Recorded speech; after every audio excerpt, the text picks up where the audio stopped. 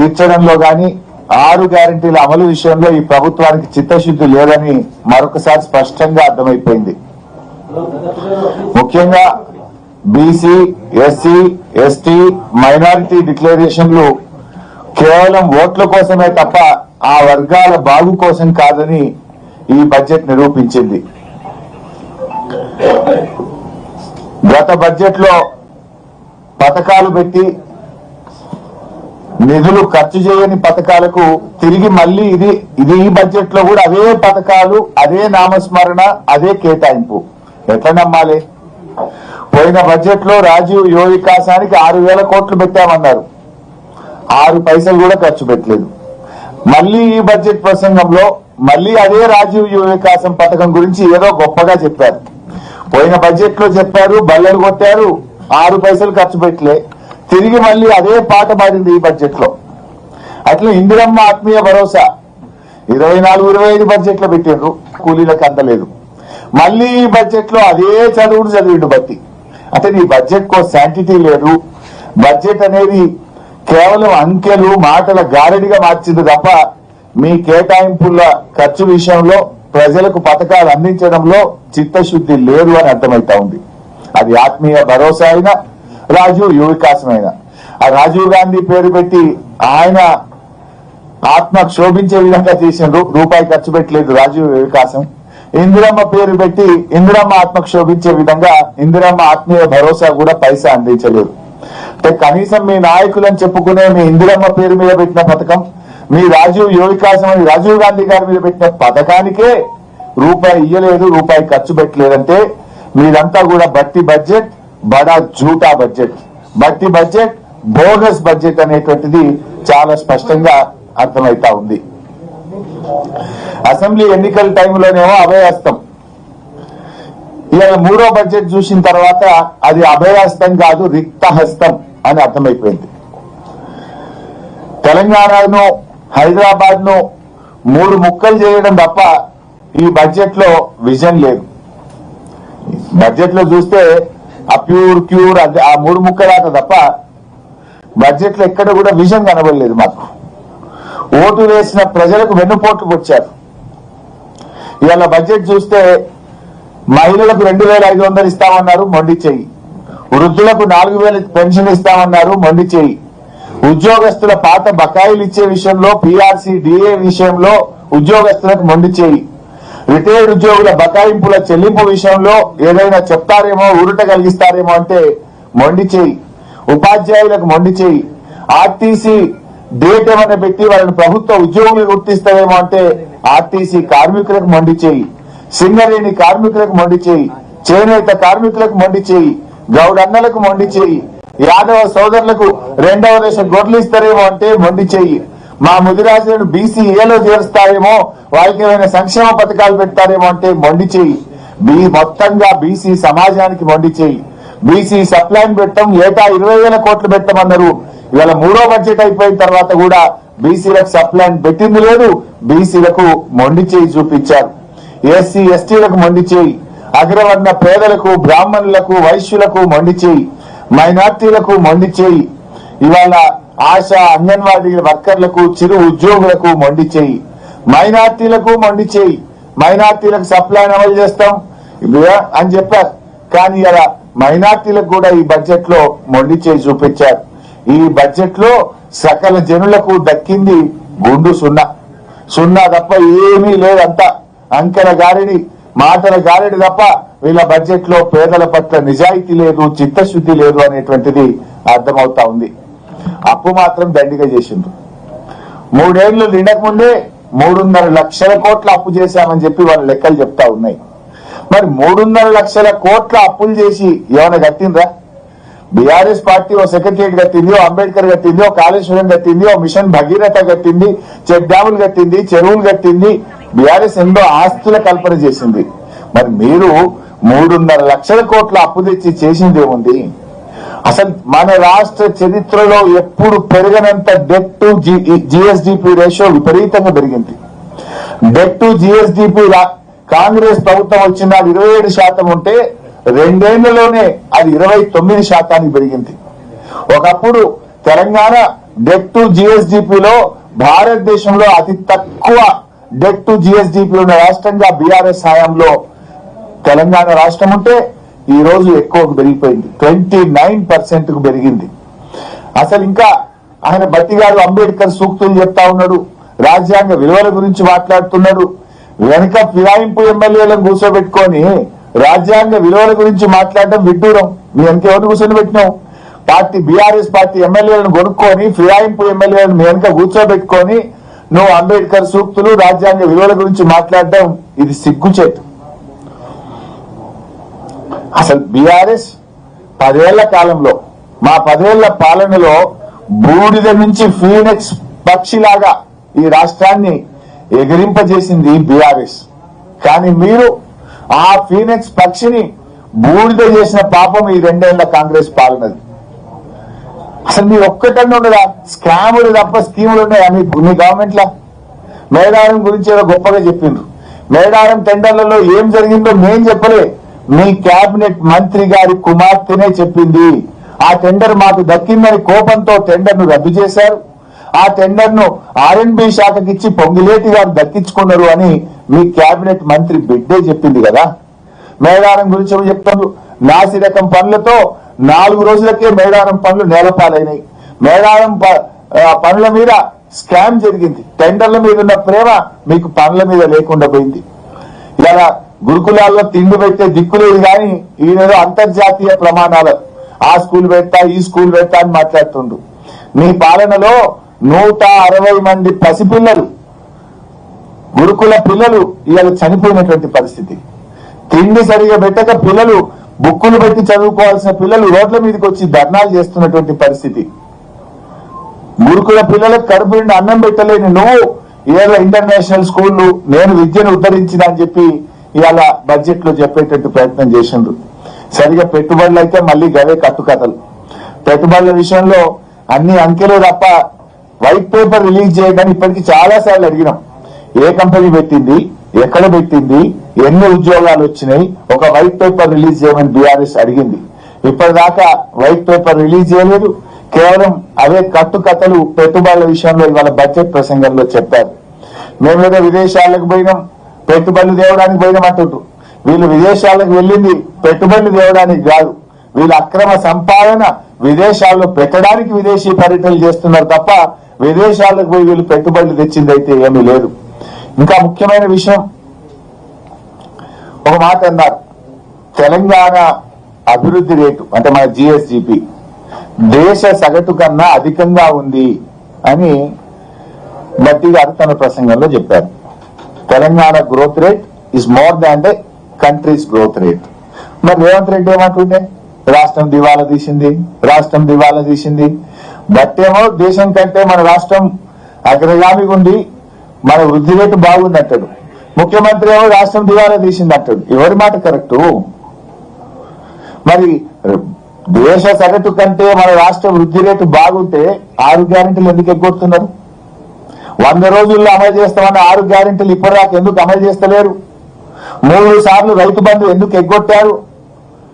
3 సార్లు రైతు బంధు ఎగ్గొట్టినందుకు ముఖ్యమంత్రి ముక్కు నేలకు రాసి రైతాంగానికి క్షమాపణ చెప్పాలని చెప్పి మేము డిమాండ్ చేస్తా ఉన్నాం.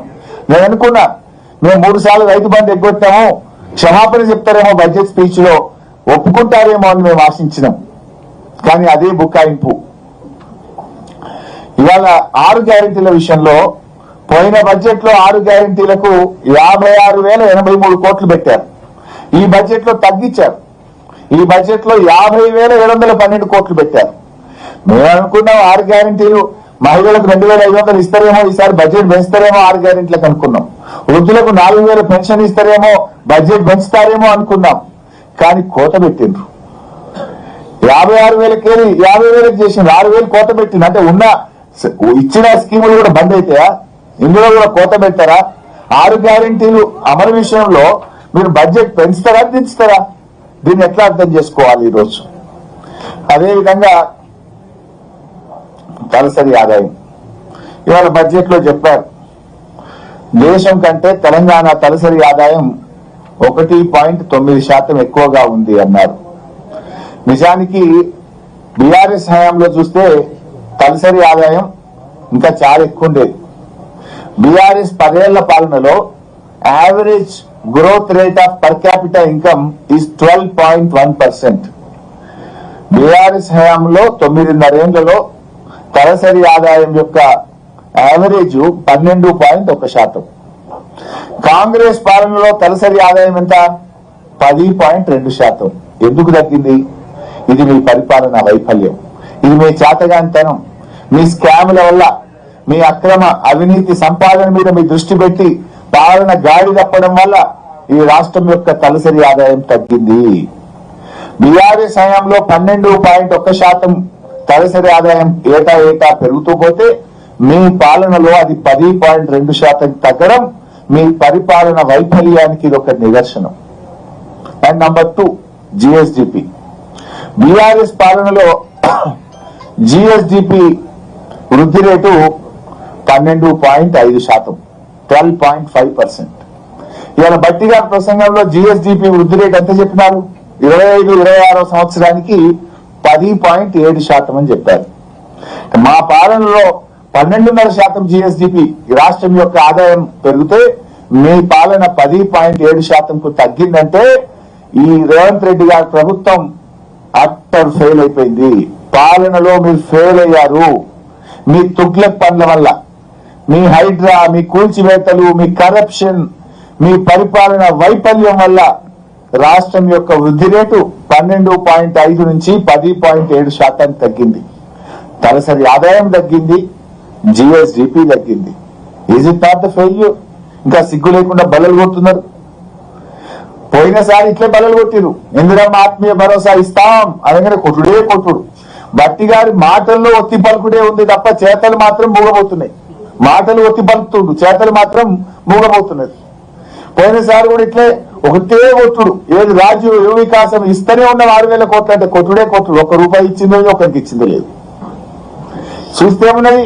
అంతా డొల్ల. జిఎస్డిపిలో డౌన్, పర్ క్యాపిటల్ ఇన్కమ్ లో down.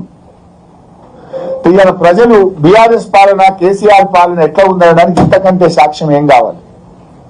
Hour growth rate was much higher. ఏమంటే ప్యూర్ రేర్. ఈ తెలంగాణలో 3 ముక్కలాట ఆడుతున్నారు. ప్యూర్ అని ఓ 3 ముక్కలాట ఆడుతున్నారు. ఇది ముమ్మాటికి ప్యూర్ మోడలో, రేర్ మోడలో, ప్యూర్ మోడలో కాదు. ఇది చోర్ మోడల్. భూములు కొల్లగొట్టే గోల్మాల్ మోడల్. చోర్ మోడల్, గోల్మాల్ మోడల్. అసలు 6 గ్యారెంట్ల గురించి ఒక ముక్క లేదు. ఆ 3 ముక్కలాట గురించే చెప్పారు ప్రజలు. రాష్ట్ర ప్రజలు మేమందరము 6 గ్యారెంటీల గురించి చెప్తామో ఎదురు చూసినాం. కానీ 3 ముక్కలాట గురించే ముచ్చటంతా. నిన్న సీఎం మాట్లాడినా, ఇవాళ డిప్యూటీ సీఎం మాట్లాడినా 3 ముక్కలాట మీదనే ప్రేమ, భూముల మీదనే ప్రేమ తప్ప ప్రజల మీద లేదు, 6 గ్యారెంటీల మీద లేదు. తెలంగాణను 3 ముక్కలు చేసిండ్రు, హైదరాబాద్ ను 3 ముక్కలు చేసిండ్రు. ఈ జిహెచ్ఎంసీ అనోటి, మేడ్చల్ అనోటి, సైబరాబాద్ అనోటి, దీన్నో 3 ముక్కలు చేసిండ్రు, దాన్నో 3 ముక్కలు చేసిండ్రు. కూల్చడం మీద ఉన్న ప్రేమ, 3 ముక్కలు చేయడం మీద ఉన్న ప్రేమ వీళ్ళకి నిర్మాణాల మీద లేదు, ప్రజల మీద లేదు. ఒక రకంగా వీళ్ళ చేతగాంతనాన్ని ఒప్పుకున్నారు వాళ్ళు. ఇవాళ ఫెయిల్ అనేటువంటిది ఇలా వాళ్ళ బడ్జెట్ తోనే స్పష్టంగా తెలిపోయింది. పర్ క్యాపిటాలో, జిఎస్డిపిలో, పథకాల అమలులో, 6 గ్యారెంటీల కేటాయింపులతో ఇవాళ వాళ్ళ ఫెయిల్యూర్ ను వాళ్ళే ఒప్పుకున్నారు. పారిశ్రామికవేత్తల తలకు తుపాకులు పెట్టి అక్రమ వసూళ్లకు పాల్పడితే పారిశ్రామికవేత్తలు తెలంగాణ వైపు వస్తారా? మీ పారిశ్రామిక policy is a failure model. మీ వసూళ్లను చూసి టీజీఐసి భూముల కేటాయింపుల్లో అక్రమాలు జరుగుతున్నాయి. పారిశ్రామికవేత్తలకు తుపాకులు పెట్టి చందాలు వసూలు చేస్తున్నారు. ఇవాళ కాంగ్రెస్ ను నమ్మిన పాపానికి ఇది ఇండస్ట్రియల్ హబ్ కాదు, కరప్షన్ హబ్ గా మారిపోయింది. ఇది పారిశ్రామిక హబ్ కాదు, కరప్షన్ హబ్ గా మారిపోయినటువంటి పరిస్థితి. మొన్న సీఎం పచ్చి అబద్దాలు చెప్పిండు. 6 గ్యారెంటీలు అమలు చేసినామన్నా నిన్న మొన్న అసెంబ్లీలో. 6 గ్యారెంటీలు అమలు చేసేసిన అంటాడు. 6 గ్యారెంటీల్లో మొదటి హామీ మహిళలకు 2,500 అమలు కాలే. 6 గ్యారెంటీల్లో చివరి హామీ వృద్ధులకు 4,000 పెన్షన్ అమలు కాలే. మధ్యలో కూడా ఏది కాలే. ఎంత అసెంబ్లీ సాక్షిగా మొన్న రేవంత్ రెడ్డి పచ్చి అబద్ధాలు 6 గ్యారెంటీలు అమలు చేసామని మాట్లాడిండు. ఇవాళ డిప్యూటీ సీఎం ఫైనాన్స్ మినిస్టర్ నోటి మాట కూడా అన్ని అసత్యాలు అబద్ధాలు.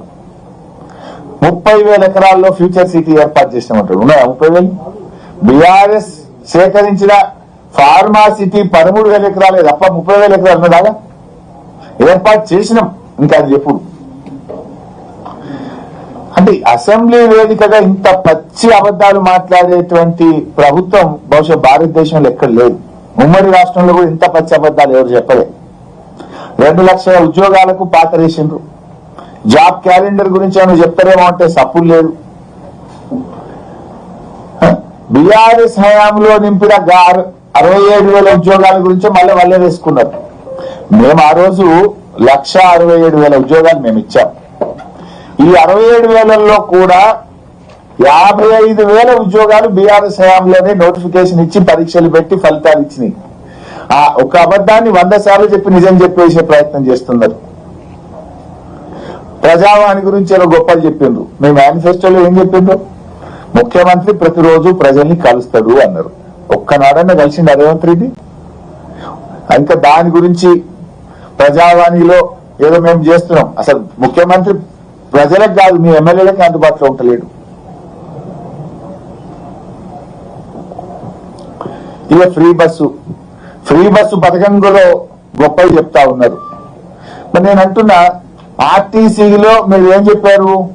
9,000 కోట్లు చెప్పిండ్రు. 9,222 కోట్లు మహిళలకు ఆదా అయింది అన్నారు. సంతోషం. మరి 9,222 కోట్లు ఆర్టీసీకి చెల్లించిందా ప్రభుత్వం? 2,500 కోట్లు బకాయి పడ్డది. అందుకే ఆర్టీసీ అప్పుల ఊబిలోకి పోయింది. మీరు నిజంగా 9,222 కోట్లు ఇచ్చుంటే గత 2 సంవత్సరాల్లో ఆర్టీసీ 3,000 కోట్ల కొత్త అప్పులు ఎందుకు చేసింది? ఆర్టీసీ లాభాల్లోకి పోతే కొత్త అప్పులు ఎందుకు చేసిందో సమాధానం చెప్పండి. ఆర్టీసీ లాభాల్లో ఉంటే కార్మికులకు పెన్షన్ బకాయిలు ఎందుకు ఇస్తలేరు?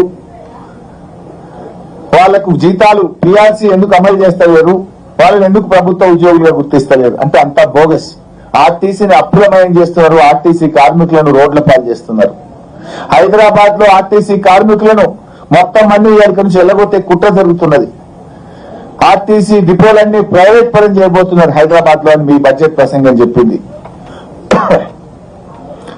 ఏదో 2 లక్షల కొత్త పెన్షన్లు ఇస్తా అన్నారు. కొత్త ఎక్కడి ఉడగొట్టే ఇస్తున్నాను. ₹1 అన్న బడ్జెట్ లో పెంచినావు పెన్షన్లకు? పోయిన సంవత్సరం ఎంత పెట్టినావు గంతే పెట్టింది బడ్జెట్ లో. పోయిన సంవత్సరం మిగిలిన పైసలు, ఎందుకంటే ఇలా కొత్తగా పెన్షన్లు ఇవ్వాలి. 3 లక్షల పెన్షన్లు ఏవేసిండ్రు. 3 లక్షలు ఏవేసిండ్రు, 2 లక్షలు ఇస్తామన్నారు.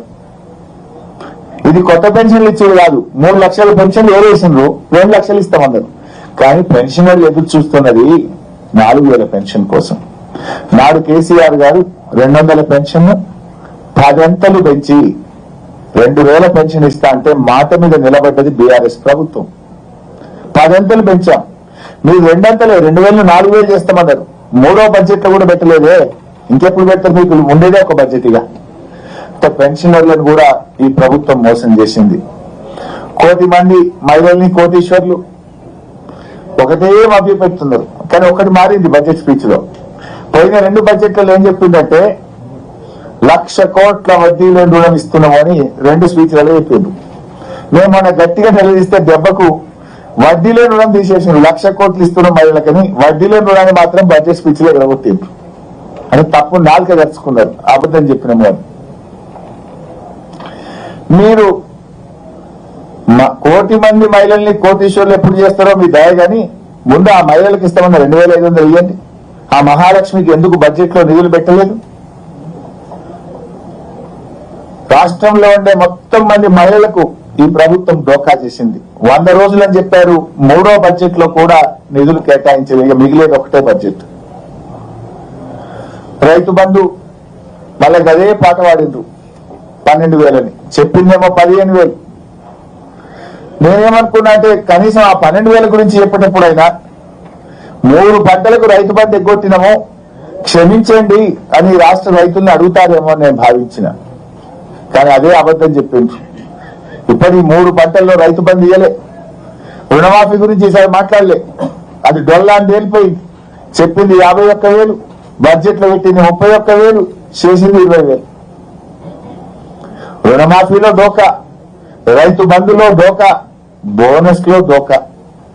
ఇలా పోయిన యాసంగి 2025 ఏప్రిల్ మే నెలలో అమ్మిన యాసంగి సన్న రకం వడ్లకు 1000 కోట్ల రూపాయలు ఈ ప్రభుత్వం ఎగ్గొట్టింది. యాసంగి బోనస్ ఈయనలే. ఇవాళ ఎంత సిగ్గు లేకుండా నిస్సిగ్గుగా బట్టి గారి బడ్జెట్ లో స్పీచ్లు ఏమంటాడు, 2 పంటలకు సన్న వడ్లకు బోనస్ ఇచ్చినామని స్పీచ్ చదివిండు. బట్టి గారు అబద్ధం ఆడేటప్పుడన్నా కొద్దిగానే ఉండాలి కదా, అది అసెంబ్లీ కదా. 2 పంటలకు సన్న వడ్లకు బోనస్ ఇచ్చినావా? చెప్పు నాకు, నువ్వు ఇస్తే నేను రాజీనామా చేసిపోతా, నువ్వు చేస్తావా, రుజువు చేస్తావా? 2 పంటలకు బోనస్ ఇచ్చినాని. వానకాలం ఇచ్చినావు, యాసంగే కొట్టినావు. ప్రతి ఏడాది 2 పంటలకు సన్న వడ్లకు బోనస్ ఇస్తున్నా అని మాట్లాడిండు పుణ్యాత్ముడు. కానీ వానకాలం ఇచ్చిండు, యాసంగే కొట్టిండు పోయిన సంవత్సరం. ఇప్పుడు కూడా వానకాలం ఇచ్చిండు, ఈ యాసంగి ఇస్తాడా ఇయ్యడా ఇంతవరకు స్పష్టత లేదు. బడ్జెట్ లో సాక్షిగా పచ్చి అబద్ధాలు బట్టి గారు వల్లే వేశారు. ఇంకొక అబద్ధం, గత ప్రభుత్వం రేషన్ కార్డులు ఇవ్వలేదట. బీఆర్ఎస్ ప్రభుత్వం 6,50,000 రేషన్ కార్డులు ఇచ్చింది అని శాసనసభలో సివిల్ సప్లైస్ మంత్రి ఉత్తమ్ కుమార్ రెడ్డి గారే సమాధానం చెప్పారు. మరి ఉత్తమ్ కుమార్ రెడ్డి ఏమో 6,50,000 రేషన్ కార్డులు బీఆర్ఎస్ ఇచ్చిందంటాడు. బట్టి ఫైనాన్స్ మినిస్టర్ బడ్జెట్ స్పీచ్ లోనేమో గత ప్రభుత్వం రేషన్ కార్డులు ఇవ్వలేదు అని బడ్జెట్ స్పీచ్ లో చదువుతారు. ఇంత పచ్చి అబద్ధాలు బట్టి గారు చదవచ్చా? ఎట్లా నమ్ముతారు మిమ్మల్ని ప్రజలు? ఏమనుకుంటారు మిమ్మల్ని ప్రజలు? సోయి ఉండాలి కదా కనీసం.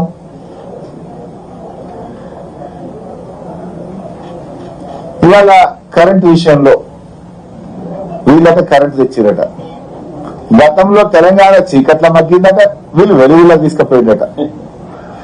అదే చీకట్ల మగ్గింది కాంగ్రెస్ పాలనలో. మీ పాలనలో పారిశ్రామికవేత్తలు ఇందిరా పార్క్ దగ్గర ధర్నా చేసిండ్రు. మీ పాలనలో రైతులకు పొద్దున్నాక 4 గంటలు, పొద్దుకి 3 గంటల కరెంటు. మీ పాలనలో హైదరాబాద్ నగరంలో కోతలు. కానీ కేసీఆర్ గారు 24 గంటల కరెంట్ ఇచ్చిండ్రు. యాదాద్రి గురించి జరిగింది కదా బట్టి గారు. యాదాద్రి థర్మల్ పవర్ ప్లాంట్ లో 3వ యూనిట్ కూడా పని ప్రారంభించింది. ఇది మన రాష్ట్రానికి గర్వకారణము అన్నారు. ఎవరు స్టార్ట్ చేసింది యాదాద్రి? ఆనాడు మేము యాదాద్రి కడుతుంటే కోమటిరెడ్డి వెంకటరెడ్డి ఏమన్నాడు, మేము రాగానే యాదాద్రిని మూసేస్తామన్నాడు. ఇవాళ బట్టి అంటుండు యాదాద్రి తెలంగాణ జాతికి గర్వకారణము అంటుండు. That is the vision of KCR. ఇవాళ బీఆర్ఎస్ యొక్క వెలుగులను తమ గొప్పలుగా చెప్పుకోవడం కాంగ్రెస్ పార్టీ సిగ్గుచేటు. ఎవరు పెట్టింది యాదాద్రి? 99% పని మేం కదా చేసింది. నువ్వు స్విచ్ కట్టుకోతుడు తప్ప మీరు చేసిందా? ఆనాడు మేము యాదాద్రి పెడితే దాన్ని మూసేస్తాము, అది దండగా, ఇది పెట్టొద్దని మాట్లాడిన మీరు ఇవాళ బడ్జెట్ స్పీచ్ లో అదేదో తమ ఘనతగా ఇవాళ చెప్పుకునేటువంటి ప్రయత్నం చేస్తున్నారు. ఇవాళ మీ బడ్జెట్ స్పీచే చెప్పింది ఆ యాదాద్రి థర్మల్ పవర్ ప్లాంటే ఈ రాష్ట్రానికి దిక్కైందని మీ ప్రసంగమే చెప్పింది. అంటే అది బీఆర్ఎస్ గొప్పతనాన్ని చెప్పకనే చెప్పినాము. సింగరేణి గురించి మాట్లాడి ఇంకేందో, సింగరేణిని స్కామ్ల గనిగా మార్చిండ్రు మీరు, కుంభకోణాల కేంద్రంగా మార్చిండ్రు. సింగరేణి గురించి పలికే హక్కే మీకు లేదు. Bogus production, bogus income tax కట్టిండ్రు, బోగస్ బోనస్లు ఇచ్చి ఇవాళ సింగరేణి కొలాప్స్ అయ్యేటువంటి పరిస్థితి తెచ్చిండ్రు మీరు. కేసీఆర్ గారు నిర్మించిన వ్యవస్థను నడపడం కూడా మీకు చేతనైతలేదు. అరే ఇరిగేషన్ లో కూడా బోగసే. మొదటి బడ్జెట్ లో 6 ప్రాజెక్టులు పూర్తి చేస్తాం, 6 లక్షల ఎకరాలకు నీళ్లు ఇస్తామన్నారు. రెండవ బడ్జెట్ లో 8 ప్రాజెక్టులు పూర్తి చేస్తాం, 6 లక్షల ఎకరాలకు నీళ్లు ఇస్తామన్నారు. 2 బడ్జెట్లు అయిపోయినాయి. 1 ఎకరానికి నీళ్లు ఇచ్చిందా? 1 ప్రాజెక్ట్ అన్న పూర్తి చేసిందా? అసలు మీ బడ్జెట్ ప్రసంగాలకు ఏమైనా వీసమెత్తైన నిజాయితీ ఉందా, నిజముందా? మరి ఎన్ని ప్రాజెక్టులు పూర్తయినాయి చెప్పండి? 12 లక్షల ఎకరాలకు నీళ్లు ఇస్తామని చెప్పి ఎక్కడైనా నీళ్లు ఇచ్చిందా మీరు? సాగునీటి రంగాన్ని ఈ ప్రభుత్వం తీవ్రంగా నిర్లక్ష్యం చేసింది.